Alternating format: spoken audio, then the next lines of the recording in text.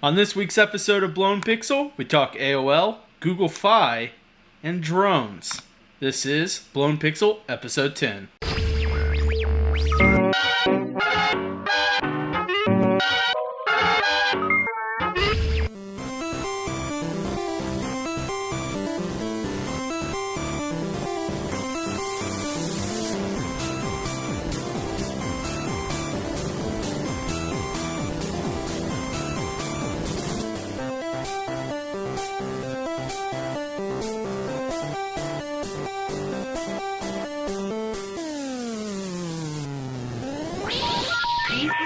Try again. This was our goal, T-Rave. Remember, we said that if we made it 10 episodes of Blown Pixel, it would be a success. Do you feel good about yourself? I feel fantastic. Never been more alive. Yeah, look at that beard, man. I know that would actually be the science of the videos, is just seeing it grow each week. That we should do that. Why don't we do that? I think that we now have a new project. Well, let's get a GoPro. I need to videotape your home. So, for those that don't know, this is Blown Pixel, where we talk about tech, culture, the Midwest, other things and stuff. I am T-Rave, broadcasting from Omaha, Nebraska. And I am Cody Beasley, here in Kansas City, along with, actually, a guest who's been on our show before. The first and only guest that has ever been on Blown Pixel is now our second guest. And still only guest. And still only guest. And in higher fidelity this time. Yes. Yeah, so we just got out of Big Omaha, and for those that do not know what Big Omaha is, it's probably one of the biggest conferences in the Midwest that takes place roughly this time of year, every year, for the last 7 years or so. This was the 7th year. Opening party, all the parties were as fun as usual, but it was the first Big Omaha after kind of the hands shifted with Silicon Prairie News. And so that just finished up. In the startup world of Omaha, Bulu Box just raised $1.5 million. So congratulations to them.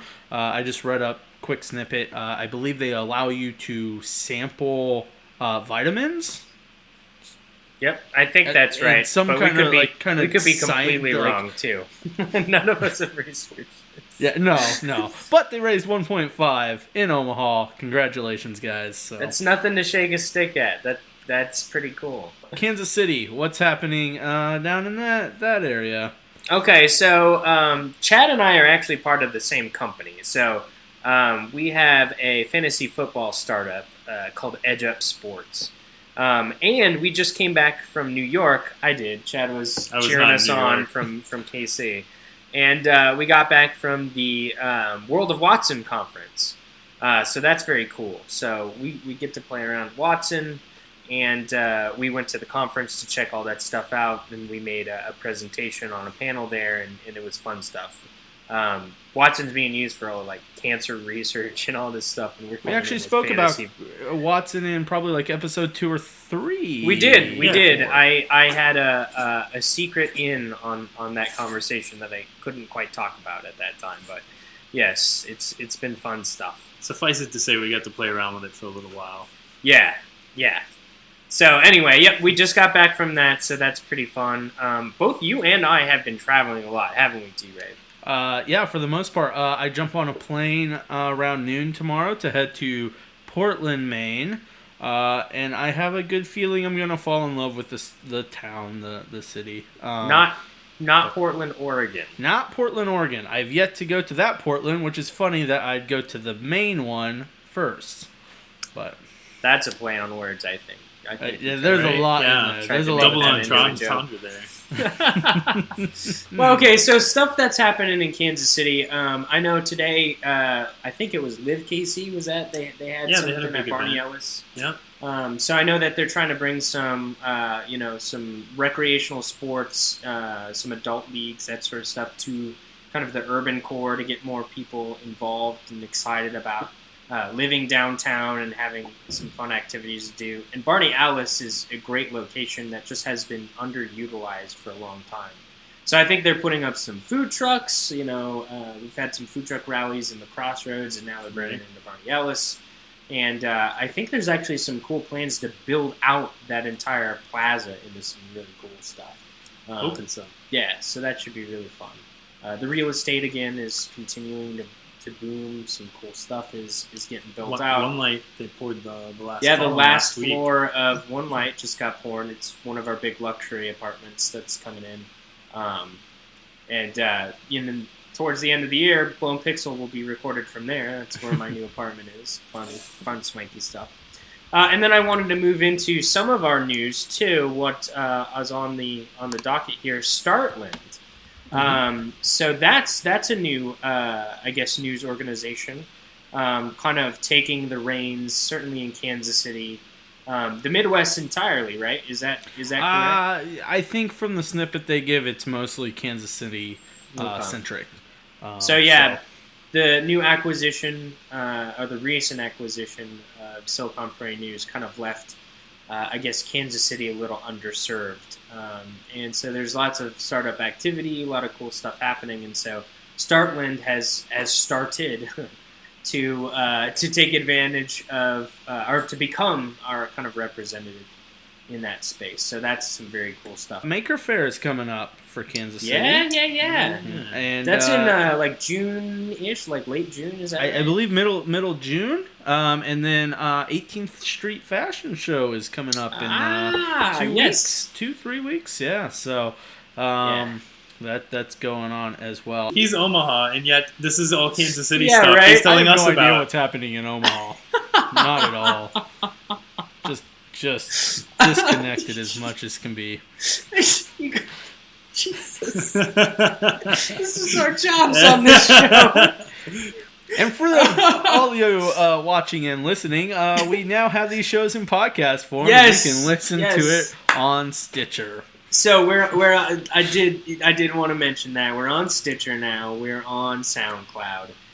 So if you don't want to look at our ugly faces on video for a long time, which I understand is quite... You will miss out on a good beard, though. You will. That's a glorious beard. Two good beards. Yeah. Well, Chad does have a pretty good beard. I just can't. No, that's solid. You don't just been get that getting every it going. week, though. No. Yeah. Not every I week. have none of that. I'm so jealous of you guys. I just can't deal with it. Anyway, there you go. You can podcast us. It's like the longest intro we've ever done. It's appropriate. This is an anniversary episode. Yeah, we've been off a few weeks, but that was good. Hopefully, good information for all you locals around. And so, how about we jump into it? Yeah. Top of the list: Verizon buying AOL. Yes. For yes. $4.4 billion. Is it 4.4? 4.4 billion. That's a lot. That's a big B, man. That's a big B. So, be honest, T-Rav. Did you know AOL even existed anymore? I did. And that's that. I mean, that's the funny thing about it. Is they exist solely as web news sites. I thought they were like an ad platform. Is that right? I think they do have an ad platform. What I was quickly reading was that, though they have that, they don't stack up to Google or Facebook, but the entities that they do own do stack up there. Because Huffington Post is under AOL, TechCrunch, and Engadget are the big ones that we probably see. Through our stream. So those are. I didn't realize AOL owned them. Yeah, that's crazy. So they kind of shifted. I think couple years ago, 7 years ago, somewhere in that of actually acquiring big news pieces of the internet. This is an interesting acquisition, I guess. Whatever is. I mean, it's got to be basically a parent company at this point. I mean, it doesn't have the direct. I mean, how many people have do people still have AOL? There are people. Yes. So there's there's actually a lot that just never canceled dial-up and still kind of have it. Probably the older generations. This tells us how much out of touch we are. I feel like we don't even know. We don't even know at all, T-Rave, what actually happens in the world. No, not at all. So outside of that, their services, I don't know. I know a That's couple weird. years ago I actually downloaded the AOL browser. It wasn't terrible. So the question is, Ish. why did Verizon buy them? I suppose, I mean, I know that, Comcast bought NBC. So this isn't exactly unprecedented that a content provider that a wireless or a telecom would buy a content provider. An ISP curious. at the end of the day. I mean, Verizon has a big stake in ISP. So Right. But And yeah, then it's still kind of the same thing. They might be trying to get into the content game, but I'm curious if there is like some amount of infrastructure that AOL does own, because I don't know what their hard properties are. We've always just associated them with internet connections and some form of content. I mean, they could be getting in the content game, or there could be other pieces to the acquisition that I'm just not aware of. The stuff that I was reading was primarily ad based. But I mean, when you brought up that they owned all these other news platforms, it was news to me. Yeah. Well, not only are those huge news platforms, but they are also huge traffic sites that advertising fits in. So, Right. So maybe that's for us to think, AOL as an ISP, and then be like, oh, they do own news. Verizon as an ISP wireless provider now buying a news site. I mean, essentially is kind of the way of the internet on this one, I believe. Weird, though. Definitely a weird one. The next project that we've got is Google's Project Fi. And, of course, T-Rave, do you have a Nexus 6? I chose to opt out of not buying a Nexus 6 at this time. But you do, so... Not look only at does that. he Look own at that. one. But several times tonight, he's tried to pick up my phone. Yeah, they and look look the things same. up. Here's take your phone. So anyway, for folks that don't know what Google Fi is, it's basically a way for Google to take advantage of, what is it, Sprint and T-Mobile? Is that? Yeah, so they're like kind of piggybacking off of Sprint and T-Mobile's kind of wireless infrastructure to provide service solely for Nexus 6 devices. Right. It's not it's kind of not beta but private right now. Yeah, it's just to there. Nexus 6 owners, and it basically gives you the ability to use voice over IP using Hangouts and Google Voice and all these other technologies. Basically, it becomes your wireless service. Yeah, and that, I mean, that's exactly it, is like voice over IP using that data from those two carriers as well as Wi-Fi. That's like kind of like the trifecta of it is you can use Sprint, T-Mobile, and Wi-Fi to make these to increase calls your coverage. These are both the I guess it's Verizon and AT&T at the top of the ISP pool, right? So these are the two minor players of the top four. Is that correct? Yeah. I mean, they're always shifting back and forth that I can't keep a hold of. But yeah, so Sprint was kind of in talks of acquiring T-Mobile, and then if you actually look at it, I mean, this was kind of years ago and kind of gets brought up once or twice. But for those that don't know, because I actually just found this out, Nexus actually has the CDMA and GSM part, both all bands, built into one phone, so it can utilize both networks. Yeah, right. So and that's the common trend on most phones being made now, is dual band support. Because it's just easier to not have to make custom hardware for each phone coming through, and it seems like wireless carriers are getting less and less control, or maybe they don't want the control anymore to kind of have their hands. I think it's back and forth. I mean, I think for us, we kind of see it like that. But so I have the Motorola Droid Turbo, which is exclusive to Verizon. In America, and so I think it's kind of like either exclusivity or everyone has it, that type of weird thing, because every carrier now has iPhone, Right. So it seems like you just don't have the exclusivity that you used to have with these providers, and it sounds like it's been an easier job for manufacturers to be able to just ship one device Probably just the components are so inexpensive now they can just pop it in there. Our next two pieces are drone centric, but yeah, jumping into it, the age of drone vandalism begins with an epic New York City tag, and basically it's a drone that just flies up and sprays across this huge, like, if you're not familiar with New York, they are, or like how their signage is, it's like full buildings, it's very grandeur, like in your face, and this one is like some kind of like model fashion line or something, and like they didn't do anything, like they say epic and you're like, whoa, what it was did they literally do? It was I like saw just it, it's lines. a smear. Yeah, it's literally just they turned the can on and it was like so yeah, and there's a video out there that actually shows it, and I believe it's at night, and they just kind of fly it up, spray it around, and like I showed it to someone in the office, and we all just kind of like, of course. FCC cracks down, and then people start graffitiing, and it's time for this. It's time. This is our. Now I'm going to be impressed when you can actually like track someone's face on one of these billboards. Right. And then spray paint someone else's face, or like a clown, or something like actual tagging. Well, that's what it made it sound. It's like epic vandalism, and then it's just like I thought it like was like scheduled to do something. I don't know. Or multiple spray nozzles, different colors. Yeah, I'm a little creative. What's Banksy's drone look like? Right. That's what I want to know.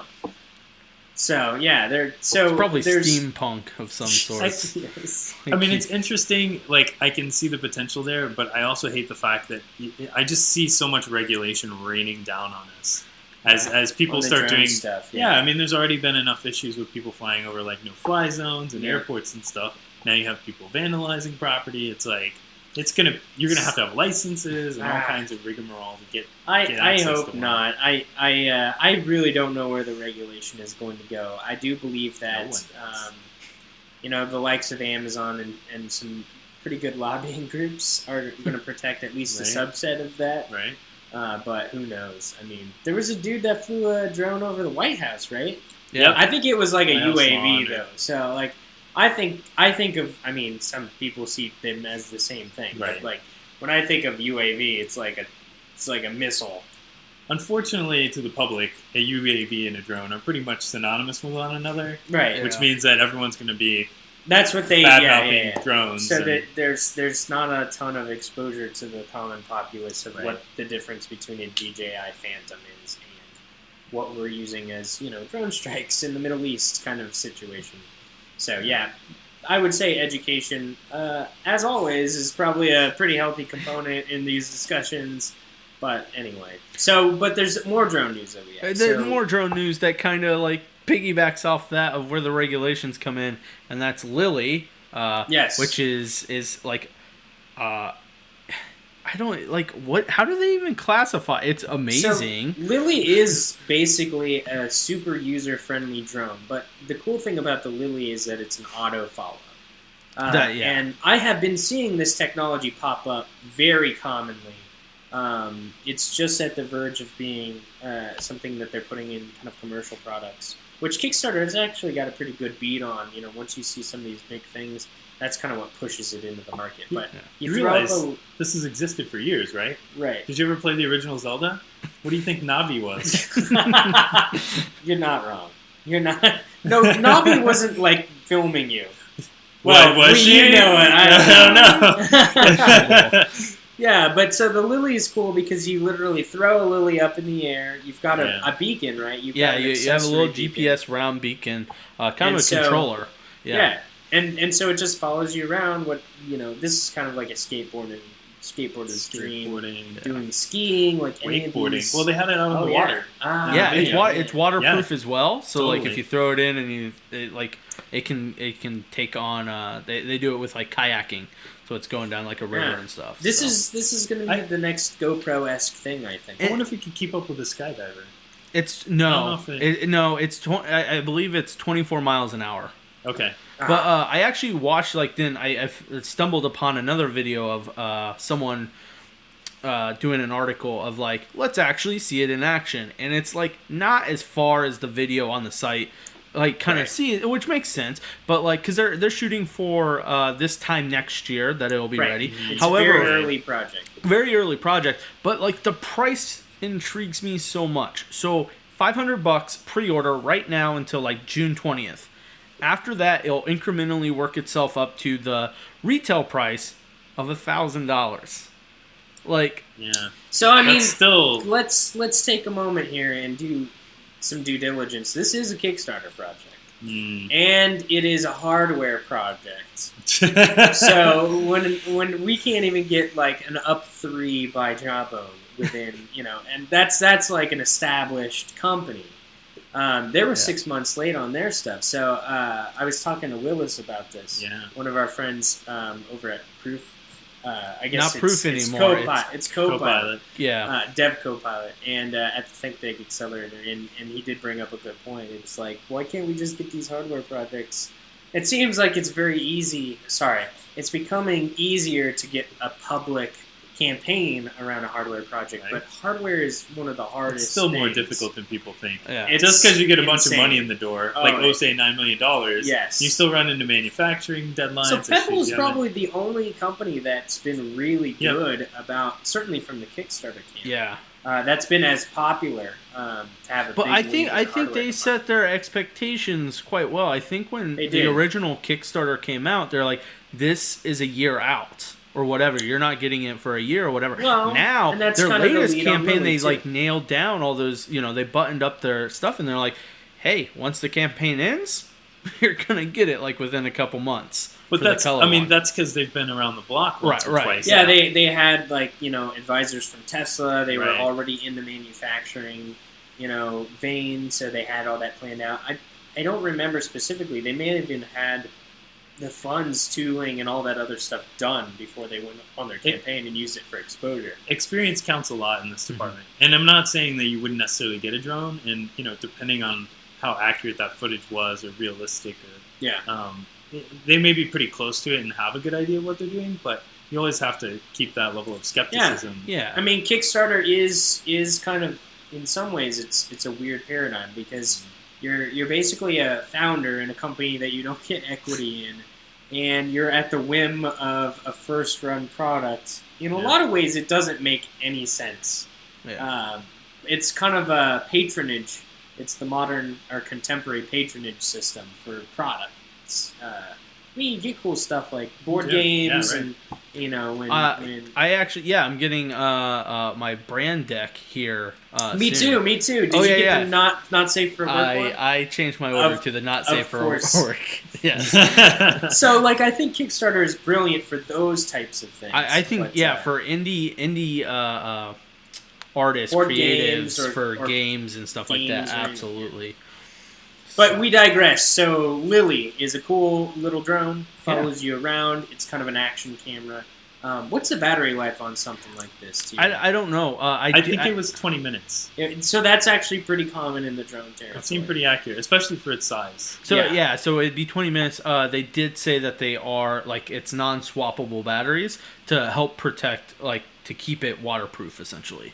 Interesting. So Well, that will be kind of a big piece of that, because 20 minutes, if On a you're- $500 product. But think about it, if it's tracking at 24 miles an hour, if it's 20 minutes based on 24 miles an being hour, able to swap it out and get it right back up. That's well, right. and to be fair, for a production studio, these are the same price as a GoPro. Yeah. As a production house, I would have multiple ones, and I would have. you have. I would have 4 or 5 of them charged, Right. and just shoot all day. Yep.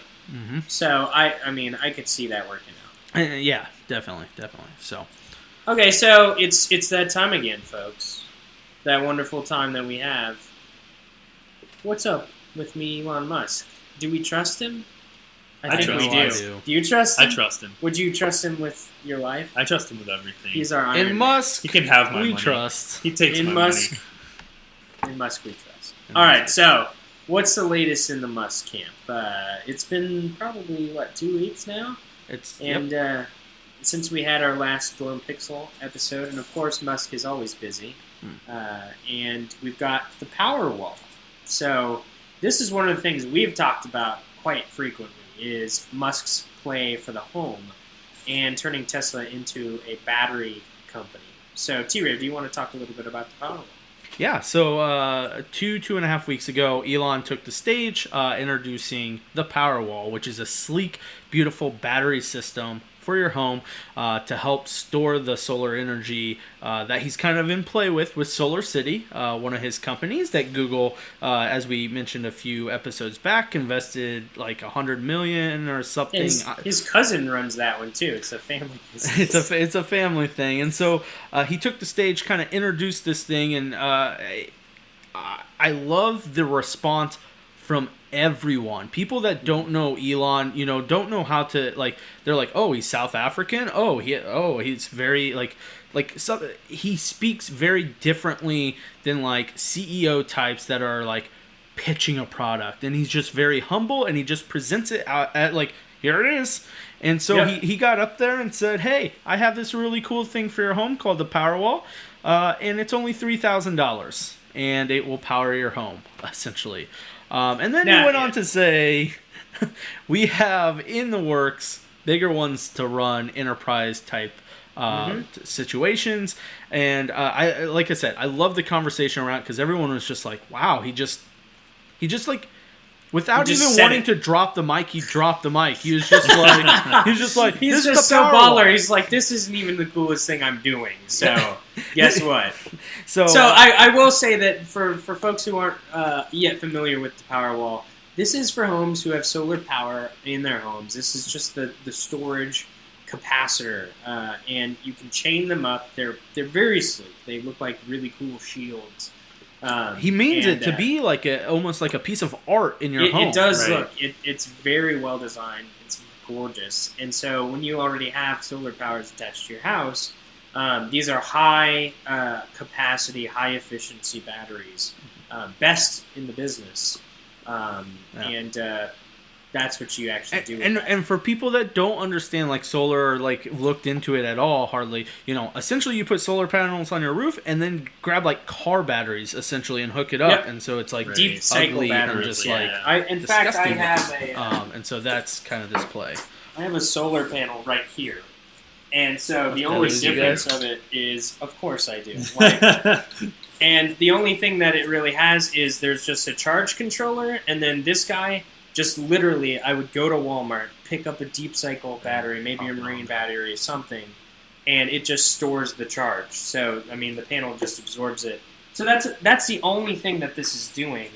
But again, it's world-class batteries, high efficiency, high capacity, and you can chain them together in a way that is super. If you need a lot of them, yeah, which I think most people don't. Well, you can power your house with this stuff. It's got a good price point. I mean, the battery itself is about $3,000. They have installation costs associated with it as well. Well, you could. I think you can install them yourself. Yeah, the installation cost actually comes around the solar panels itself. So you're looking at about $8,000. They're estimating $5,000 for installation. Yep. So, but I mean, the kind of starter solar kit is probably around 20 or so. Yeah, I figured around 20,000. Yeah. But you got to think. I mean, you're essentially getting yourself off the grid. At that point, there are very few cases where you might actually need to hook back into a power plant or something. Right. So I think for a lot of people, that amount of efficiency, that $20,000 investment, has a huge payoff. Well, and then the big thing is, let's take a step back out of the American terms where power is easy to come by. These were also built for the third world countries that don't have power, and so exactly. it's that play as well, which is, it's intriguing that they can build something and be like, even the richest and poorest people of America can afford it, and so can the kids in Zimbabwe. I threw out a country that could be really wrong. They could have a power plant there. I don't know. Well, and the cool thing about these high-capacity batteries, too, that people don't realize is that once you're able to actually power your entire home, you can actually sell that energy to the energy company. Yeah, excess energy you can sell back. So you can actually, this is almost a business. It's a moneymaker. And this allows you to do that more efficiently. So that's all we have for the Tesla Powerwall. Did we have one other thing about Elon Musk? I felt like we did.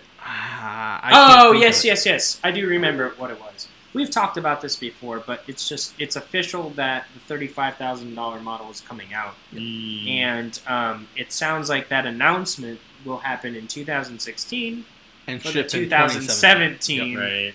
model. So It blows me away. $3,000 for this battery pack. They're sold out till next year. 38,000 units Yes. sold within 2 The weeks. pre-orders, yeah. And pre-orders. it's insane. So so that's pretty much the show, T-Ray. That's it. For everyone watching, thank you so much. Now you can listen to it through SoundCloud as well as Stitcher. Right? Stitcher? Yep, that's right. I said it and it didn't sound right. And Stitcher. Make sure to check those out. And more to come from the Blown Pixel Boys here soon. There you go. Thank you so much for listening, and we will see you whenever we see you next. Please hang up and try again.